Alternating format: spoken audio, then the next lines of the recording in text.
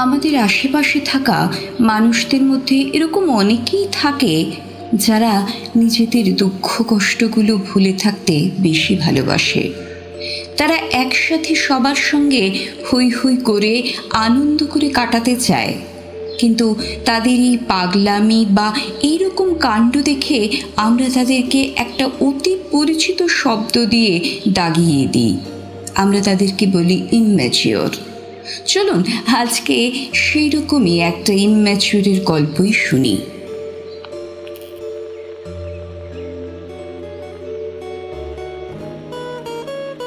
প্রত্যেক মানুষের জীবনে এক লুকোনো গল্প থাকে। থাকে হেরে যাওয়া প্রেম, থাকে জিতে যাওয়া অভিমান, শেষ মুহূর্তের কিছু কষ্ট দেওয়া শব্দ থাকে যা সারা জীবন পাথর বোঝাই এবড়ো খেবড়ো বস্তা মাথায় থাকার মতন। তেমনই একটা শব্দ ইম্যাচিওর, যা ছেলেটাকে পুরুষ করে তোলে। গল্পের শুরু আজ থেকে বছর চারেক আগে। তার আগে বলি, বাবু মশাইয়ের জীবনে প্রেম বলতে ছোট থেকে বন্ধু হয়ে বড় হওয়া, তারপর মেয়ের বিয়ের আগে বুঝতে পারা শুধু বন্ধুত্ব ছিল না, এটাকেই মডার্ন ভাষায়, যাই হোক আর কি, মেয়ের বিয়ের আগের থেকে বাচ্চাদের মতো কান্নাকাটি করা ছেলের নিজে বেকার একই বয়সী হলে যা হয় আর কি। তবে ছেলের ইচ্ছে তাদের বিয়েতে চানা ঝুরমুড়ি খাওয়াবে। বাবু মশাই রাগ করে ওনার সাথে কয়েক বছর কথা বলিনি, এনার রাগ পেট ভর্তি। তবে থাক না, গল্পটা ধোঁয়াশা। মাস গড়িয়ে বছর হলো, বাবু মশাই প্রেমে পড়ল। এখনো প্রেমে পড়া এই শব্দটার সাথে বেশ পরিচিত। কলেজ বসন্ত আবির, না, বাবু মশাইয়ের এই পাঠটুকু একটু আড়ালেই থাক। প্রেমে ভালোবাসা এসব ভুলে খাওয়া ঘুম মাথায় তুলে কাজে মন দিয়েছে। এমনই এক সন্ধ্যা রাতে একটা ভয়েস মেসেজ। আমি আপনাদের সাথে কাজ করতে চাই। বাবু মশাই ভয়েস বেশ কয়েকবার শুনল মন্ত্রমুগ্ধের মতো। সে ভয়েস মেসেজ ছাড়ল। দেখুন, আপনার আওয়াজটা সত্যি অসাধারণ। ভয়েস লেখালেখি এটাই আমার কাজ, কিন্তু আপনাকে সব জায়গায় আপনার আমাদের কাজকে ছড়িয়ে দিতে হবে। মাফ করবেন, আমি হোয়াটসঅ্যাপ ছাড়া কোথাও নেই। আজকালকার মেয়ের ফেসবুক নেই? তৃষা একটু রেগে অভিমানে কিছু একটা ভেবে যেন বলল, না, নেই।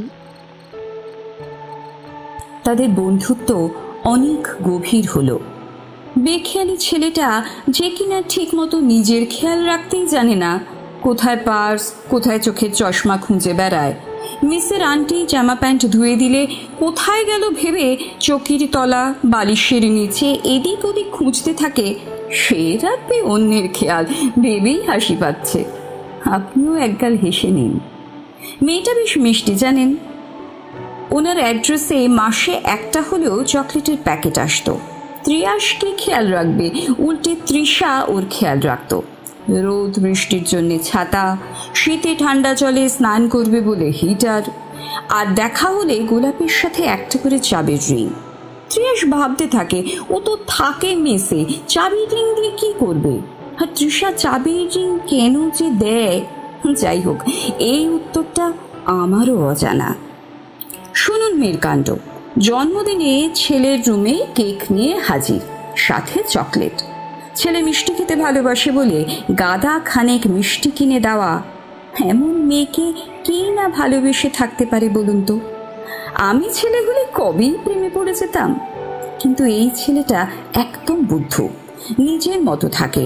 সে খুব সুন্দর লেখে, আর যে কোনো শব্দ দিয়ে সঙ্গে সঙ্গে সুন্দর কবিতা বানিয়ে বলতে পারে তৎক্ষণাৎ।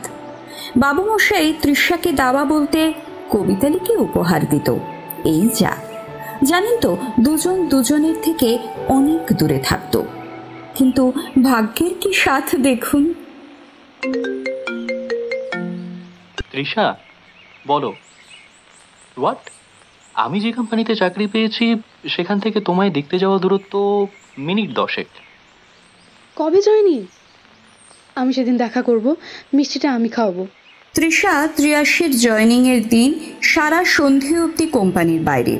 সেদিন বাড়ি যেতে ওর দেরি হয়ে গেল। বাবু মশাইয়ের জন্য মিষ্টি উনি উল্টে খাইয়েছিলেন। দেখেছেন, কথায় কথায় বলাই হয়নি, মেয়ে কিন্তু চাকরি করে। বাবু মশাইয়ের সাথে পরিচয়ের আগে থেকেই। শুনুন, বাবু মশাইয়ের মনে লাড্ডু ফুটে গেছে। সে মনে মনে ভেবেছে পড়াশুনো, বাড়ির লোন সব 2 বছরের মধ্যে চুকিয়ে বাড়িতে জানাবে। উনি সব খুলে বলেন তৃষাকে। দুজনের সময় না থাক না, কিছুটা বলে নজর দেবেন না। এই বাবু মশাই যে এত রোম্যান্টিক এটা ভাবার বাইরে মেয়ের জন্যে মাথার ফুল, চোখের কাজল, রোজ গোলাপ, কানের দুল, পায়ের আঙুলের থাক থাক আর বলবো না। তবে ছেলে একা নয়, মেয়েও মিষ্টি খাওয়াতো, ফুচকা, এটা ওটা, মেয়েরই খরচা কিন্তু সব। মেয়ের কণ্ঠচর্চা চলছে নতুন নামি দামি জায়গায়। ধীরে ধীরে দিন গেল। অনেক মানুষের সাথে বন্ধুত্ব হলো মেয়ের। অফিসে যাওয়া আসার সময়টুকু হয়তো অন্য কারো। সেই সময় ধীরে ধীরে মুছল ত্রিয়াশের কাছ থেকে। কারণগুলো অজানা। নতুন বন্ধু বান্ধবের গন্ধ চারিদিকে। সে হতেই পারে। হঠাৎ একদিন তৃষা ফোন করলো বাবু মশাইকে।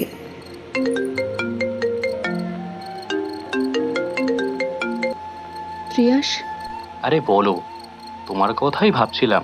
আর তোমার ফোন। যদিও সারাদিন তুমি মনে নতুন করে আর কি বলি। I need some space. কথা বলাটা বন্ধ করতে হবে। আর দরকার ছাড়া আমায় ফোন না করলেই খুশি হব। মানে? এই কদিনে বুঝেছি তুমি বেশ ইম্যাচিওর একটা ছেলে।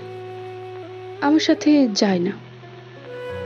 বাবু মশাই ধাক্কাটা নিতে পারেনি।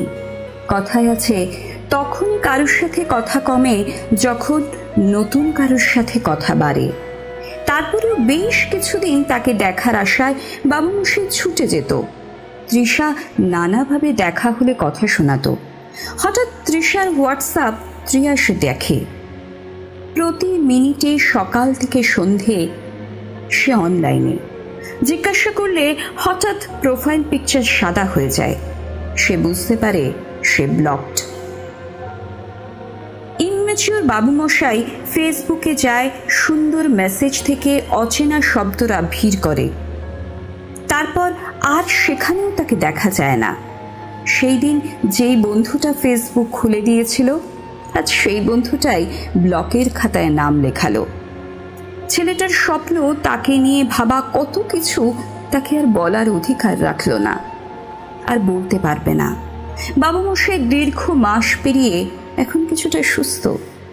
ও, আমার পরিচয়, আমি ডক্টর দেবারথী, বাবু মশাইয়ের অনেক কাছের মানুষ। আমি পেশায় হৃদরোগ বিশেষজ্ঞ। এতদিন বহু মানুষের সাথে মিশেছি, চিকিৎসা করেছি। এটুকু বলতেই পারি যে এত কষ্টেও লড়াই করছে নিজের পরিবারের জন্যে, সবার মুখে হাসির জন্যে। সে ইম্যাচিওর হতেই পারে না। আমি নিজে একজন মেয়ে হয়ে বলছি, মানুষটার মান আর হুঁশ আছে বলেই একগাল হেসে অপমান গিলে ফেলতো, সেগুলো আড়ালে থাকাটাই শ্রেয়। না, কারোর উপর দোষ চাপানোর জন্যে বলা নয়।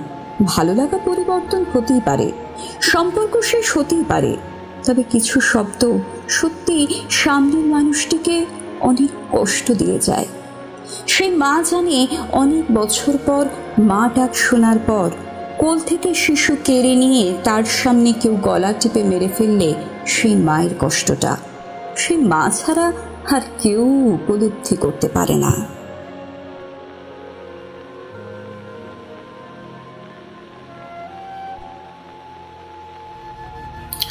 যারা সকলকে নিয়ে ভালো থাকতে চায়, যারা সব সময় মুখে একটা হাসি মেখে রাখতে চায়, আসলে তাদের সেই হাসির আড়ালে, তাদের সেই চোখের গভীরে তারা যে কতটা কষ্ট বেদনা জমা করে রাখে তা বুঝিও না। তাই এইরকম কিছু ছোট কিন্তু ছুরির মতো তীক্ষ্ণ শব্দ ফালাফালা করে দেয় ত্রিয়াশের মতো ইম্যাচিওরদের। আর এই ত্রিয়াশেরা সব দুঃখ কষ্ট হাসি মুখে হজম করে ওই ট্যাগটা নিয়েই বেঁচে থাকে জীবনের প্রান্ত ভাগ অবধি।